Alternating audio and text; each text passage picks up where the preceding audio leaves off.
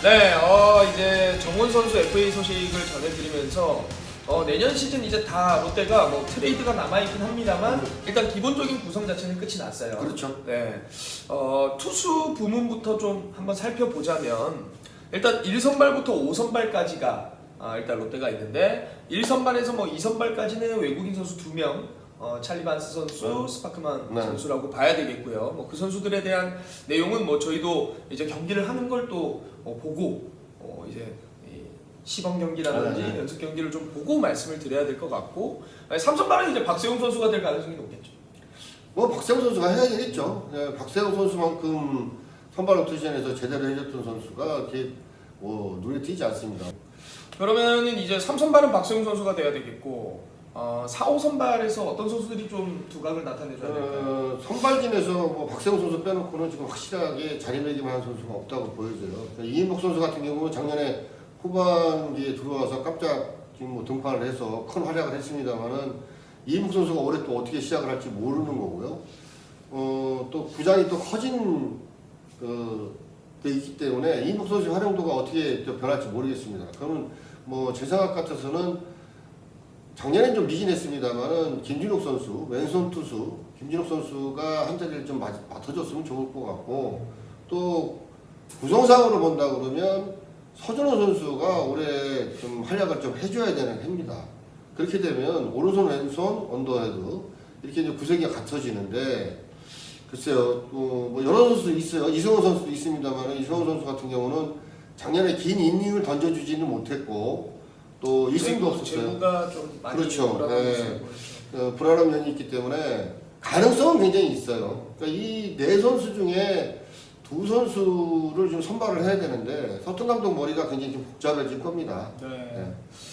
그 5선발 중에 이제 구성이라는 이야기를 해주셨는데 네. 그게 굉장히 또 중요하다고 해요. 굉장히 중요합니다. 네, 3연전을 치르기 때문에 같은 손을 던지는 비슷한 유형의 선수 세계보다는 그렇죠. 다른 유형 선수들이 나왔을 때 네. 상대 팀도 대처하기 어렵고 맞습니다. 선수들도 그날 다 다른 유형의 선수들하고 대결하기 때문에 굉장히 좀 힘들다라고 해서 네. 사실 이제 잘 나가는 팀인 경우는 5선발을 반드시 이렇게 오른손 그렇죠. 왼손 뭐 오른손 언더 왼손 뭐 네. 오른손 뭐 이런 식으로 이제 중간중간에 섞어준다고 하는데 사실 롯데는 거기까지 아직까지는 뭐 갈 수 있는 상황이 그러니까 선수층이 이렇게 네. 두껍지 않다는 거죠. 결정적으로 본다 그러면 롯데 선수층이 뭐 예년에 비해서 작년에 시즌을 치르면서 느끼는 점은 뎁스가 굉장히 강해지긴 했습니다. 그런데 전체적으로 본다 그러면 뭐 아직까지 롯데가 선수층이 이렇게 두꺼운 팀은 아닙니다.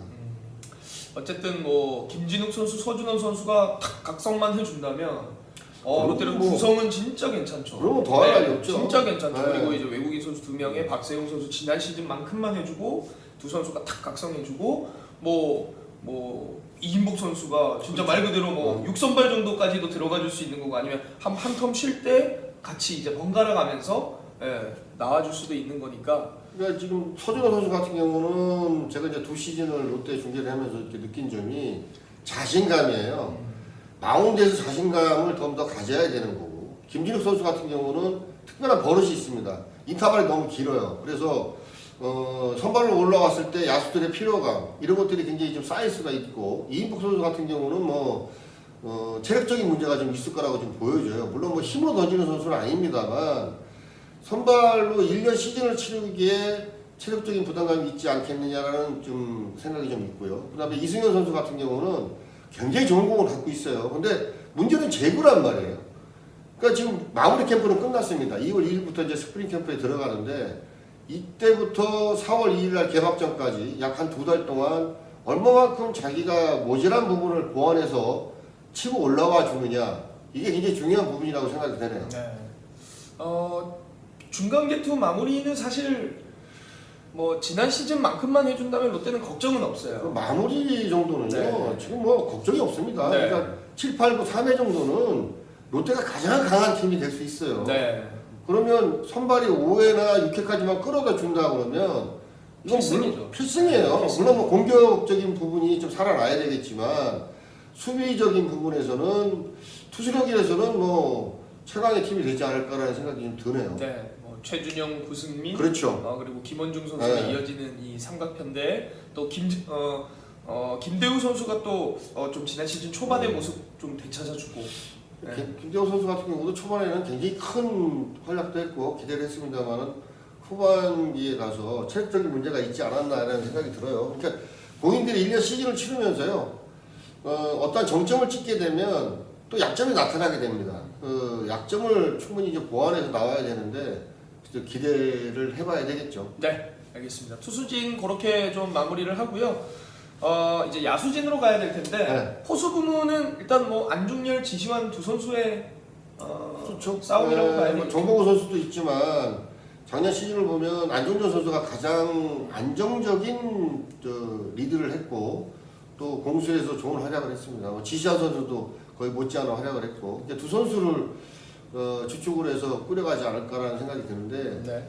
그 문제점이 뭐냐면 이제 지시환 선수하고 그 안중열 선수 같은 경우는 새로운 용병 투수가 지금 두 명이 또 오잖아요. 기존에 있던 선수들하고는 호흡이 맞았었기 때문에 시즌을 치르는데 초반에 별 문제가 없을 거라고 생각이 됐는데 새로운 용병 투수가 두 명이 왔기 때문에 이 선수들과 호흡이 얼마만큼 잘 이루어지느냐 이게 굉장히 중요하거든요. 의사소통이 잘 되지 않으면 시즌을 망칠 수도 있어요. 그런 부분에 좀 신경을 좀 많이 써야 될 것 같아요. 네. 1루는 일단 뭐 정훈 선수가 네. 들어갈 것 같고 이제 이대호 선수가 가끔씩 1루 수비 볼 것 같고 아니면 또 이 2군에서 올라온 선수들 이렇게 그렇죠. 네, 시험 삼아 가동을 할 것 같고요. 뭐 2루는 안치홍 선수, 유격수에서 김민수 선수, 배성근 선수가 좀 가축전이 될 것 같은데요.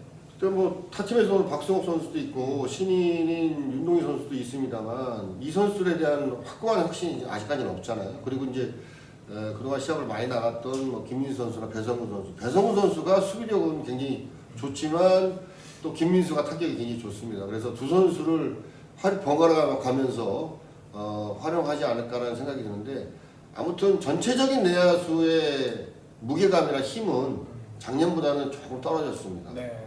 그러니까 유격수라는 입장이 수비만 잘해서 되는 게 아니고요.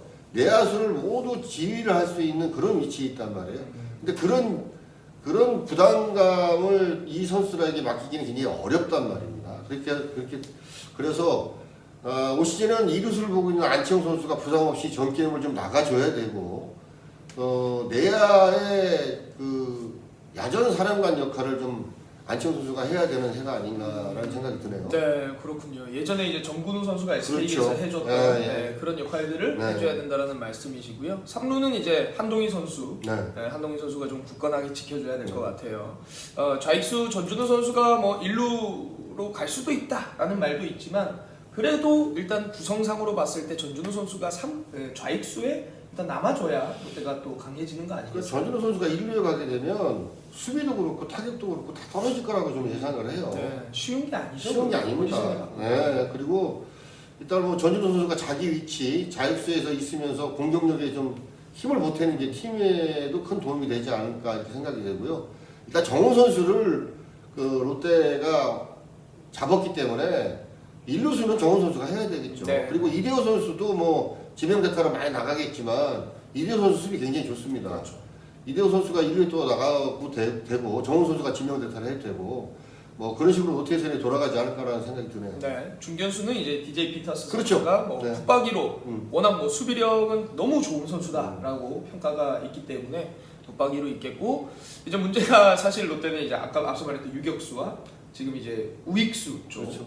뭐 김재유, 신용수, 추재현, 뭐 강노한 선수, 뭐 이렇게 이제 이런 선수들이 그래서 제대하는 고승민 네. 선수도 네, 고승민 선수도 있고요. 그다음에 뭐 신인 중에서는 조세진 선수가 지금 가장 서울고에 뛰어난 활약을 좀 보이고 있는 것 같아요. 연습할 때 보면. 근데 어떤 선수가 치고 올라올지는 모르겠습니다. 그 엔트리라는 게 이제 한정이 돼 있기 때문에 이 선수를 다 끌고 갈 수 있는 건 아니잖아요. 그러니까 스프링 캠프에서 좋은 성적을 내고 좋은 기량을 서튼 감독이 인정을 하는 선수를 뭐 쓰겠죠. 근데 뭐 1년 시즌을 보면 이 선수들이 돌아가면서 하지 않을까라는 생각이 들어요. 네. 공격력에 대해서는 추재현 선수가 그동안 보면 가장 좋은 성적을 좀 냈습니다. 좀 냈는데 다 개성들이 있어요. 추재현 선수 같은 경우는 공격력이 좋지만 수비력에서 좀 떨어지고 기동력도 좀 떨어지는 편이고 뭐 김재우 선수, 신용훈 선수 같은 경우는 공격력은 조금 떨어지지만 기동력이나 이런 수비력은 굉장히 좋은 선수. 이런 그 선수들마다 특성들이 있기 때문에 소통 감독이 아마 고민이 굉장히 깊어질 겁니다. 그리고 소통 감독도 작년 시즌의 후반기에 굉장히 뭐 치고 올라가면서 좋은 지도력을 보여줬는데 올 시즌에 정말 뛰어난 지도력을 한번 보여줘야 되지 않나 이렇게 생각이 좀 들고요. 외야 쪽에서 가장 치열한 경쟁이 지금 올해는 이루어질 것 같습니다. 그렇습니다. 어쨌든 뭐 방금 말했던 선수들 한두 명만 각성 딱 해줘도 그러니까요. 네, 막 이렇게 왔다 갔다 하면서 이 팀의 활력을 불어넣을 수 있는 거 아니겠어요?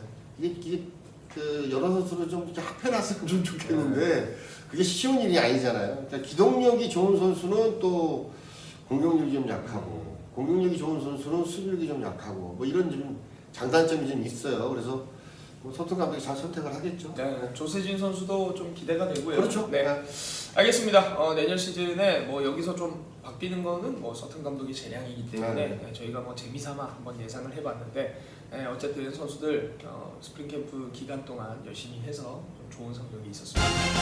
감사합니다.